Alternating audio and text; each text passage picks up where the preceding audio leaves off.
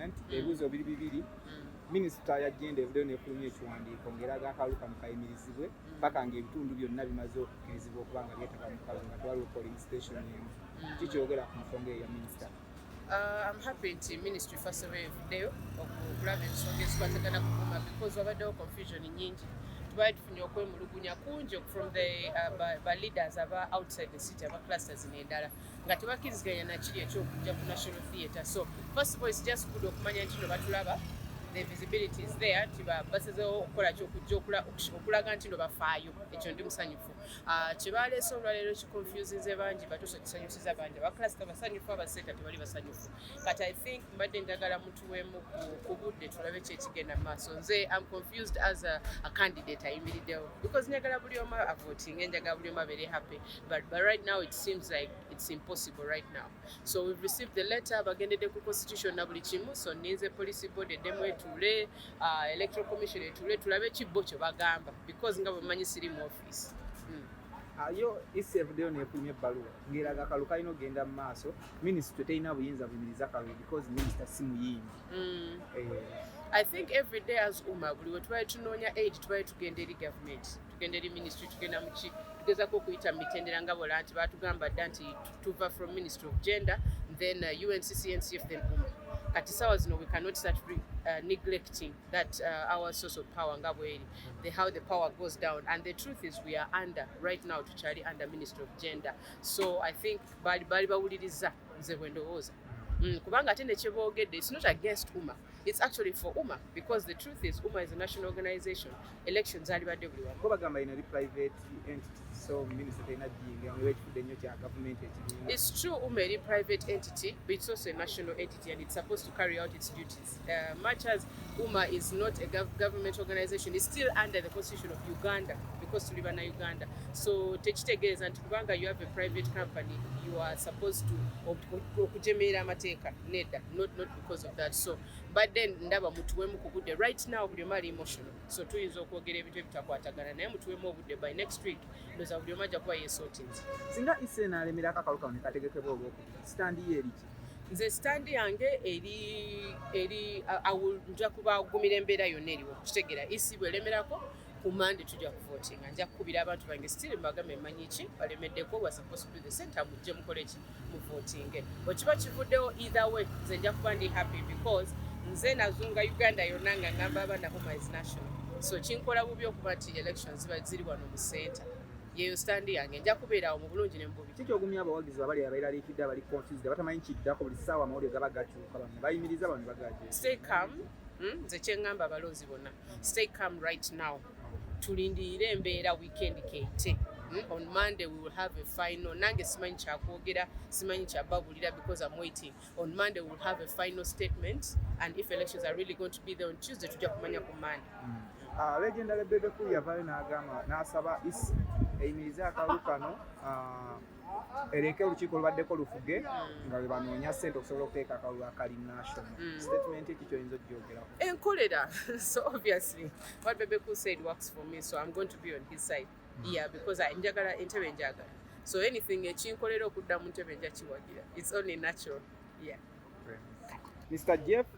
ekipapula kifulumya okuva mu ministry ya gender nga kiraga kiyimirizza akalulu until further notice ng'okulonda kuliyo ku lunaku olwokubiri. Nasalawo tukunoonya nga gwe ssentebe w'akakiiko kano otunyonyereko ku kipapula kino oba okulonda kukyaliyo oba tekuliyo. So tufunye ebbaluwa okuva mu ministry ya gender nga ewandikiddwa Minister Banyeni Honorable Amongi nga etutegeeza nti yafunye amabaluwa oba ziwandiise petitions okuva mu leaders ba Uma ba cluster leaders ab'enjawulo mu ggwanga nga nasinzira kwezo ebbaluwa n'okwetegereza mu constitution yaffe n'ebiwandiiko ebirala bikwata ku Uma okusazaamu akalulu ng'ateesa nti tusooke tutuule twetegereze tulyoke tuddemu tugende mu maaso n'akalulu. Kulwaffe tulowooza akoze ensobi y'amaanyi nnyo takozesezza bwerufu oba bulambulukufu ng'asalawo kyasalawo kubanga twamuwandikira naffe ezo petition twazifuna era twazifuna nabawandikirako ne UNCC ekitongole kya gavumenti kitukolagana nakyo era ekikwatagana ne ministry ye tumusaba twogere naye omu ku police board member affe yamuwandikira Honorable Kirabiika n'amusaba meeting tumunyonyole ategeere lwaki twasalawo bye twasalawo ategeere ne gye byava nga tusulowooza ayinza okuba nga tannategeera ne tufuna meeting era bwe twafuna meeting mu office ye twali tusuubira yagenda okwogera naffe naye n'atuweereza commission ne tusuubira nti akiikiridde ye era bwe twatuula mu meeting eyo ne tumunyonyola bulungi police board ya Umma yonna yavaayo nemunyonyola bulungi nga tusuubira tunyonyola ye anyonyole minister n'anyonyola minister ne UNCC executive director nga waali ne bakitegeera ne bagamba kituufu kye twasalawo kyali kivudde walungi era twali nga tulemereddwa lwa nsonga nga zitegerekeka era okuva olwo ne balangirira nti akalulu kagende mu maaso era ne batuwa blessing tugende mu maaso twekanze nnyo olwaleero nga tawandise ebbaluwa nga terina kyekwatagana ne ku bye twateesa era byava mu ofisi ye nga tuswadde tusuubira agenda kuba atandikira we twava yeetegereze alyoke asalewo era nekyokubiri nga tusuubira yabadde agenda tuyita tunyonyole tutuulemu naffe tuddemu tumunyonyole wabanga yandiyagadde okuddamu okwetegereza era naffe tumuwe saidi yaffe naye kyetulabye nti tafuddeyo tatubaze mu magezi n'alaba nga tekyetaagisa n'asalawo byasazeewo nga yombera mu bbaluwa okuva olwo naffe tutudde wansi police board nenjebuuzaako nempabula byempabudde ne tusalawo nti akalulu akaffe kagendagenda mu maaso ku lwokubiri kagendagenda mu maaso olw'ensonga nti ffe nga Umma twakola byonna byonna byetaagisa okukiikirira bammemba baffe era okutegeka akalulu ekyokubiri eno Umma kitongole kiri private kitongole kyabwanannyini so tetwetaaga kwebuuza ku ministry tukolagana nayo nga bapartner mu kwekulaakulanya era tusiima byonna bye batukolera n'ebitongole ebirala byonna ne bapartners abalala bonna betukolagana nabo naye tebalina buyinza kwekiika mu nsalawo zaffe era n'okusalawo era kye tusazeewo nti ku lwokubiri wanaaba alemeddeko akozesa eryanyi okutuyimiriza tugenda mukwasa Umma agiddukanye nga bw'ayagala era n'akalulu akakubise era akategeke mu ngeri gyalaba nti esaanidde ekitegeeza singa abaalemeddeko mugenda mulekera ebyokulonda yababitegeka ne Umma yabaddukanye kubanga kituufu tugenda bimulekera kubanga tulaba tatuwadde chance asazeewo obusazi ate nga tutaddemu ensimbi nyingi nnyo bamemba baffe bataddemu ensimbi nyingi nnyo n'obudde nga tulaba zigenda kusasika era nga tukigenda tuluma nnyo naffe obudde n'ensimbi ze butaddemu era nabo kitatandise ddo baluma kubanga message twamusozifuna Afina yavuddeyo n'agamba nti police board yalina kulondebwa executive naye executive teyalonda police board ate nga police board yelonda isi kitegeeza ne isi terina kubeerawo byonna bya kikyamu bwetaaga mudde mu revising constitution mulabe butya police board bweyina okulondebwa na butya isi bweyina okubeera nti n'akalulu kootegeka si katuufu because abaakuwa obuyinza bajja mu buyinza nga si bateefuteefu wabanga Fiina bwati bwayogedde ayogedde mu bukyamu kubanga ebisalibwawo mu Umma byonna bitandikira ku resolution ebeera etya nti abantu abalina okusalawo katutebereze nti executive alina okusalawo neteekawo kyeteekawo era nekituukiriza police board yateekebwawo nga resolution ekoleddwa ng'era esayiningiddwa Fiina ne president Sindi era n'omukolo gwabaawo era gwalina mu mawulire era mwagukwata nkiwa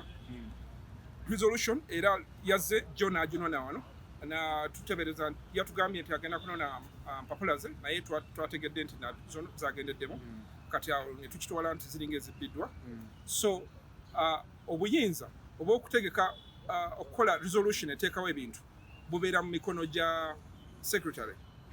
n'alyoka atwala wa president n'assigninga n'okutereka resolution era mulimu gwa secretary tubadde tusuubira nti ye alina obbijjayo n'abiwaayo era yabikwese bukwese era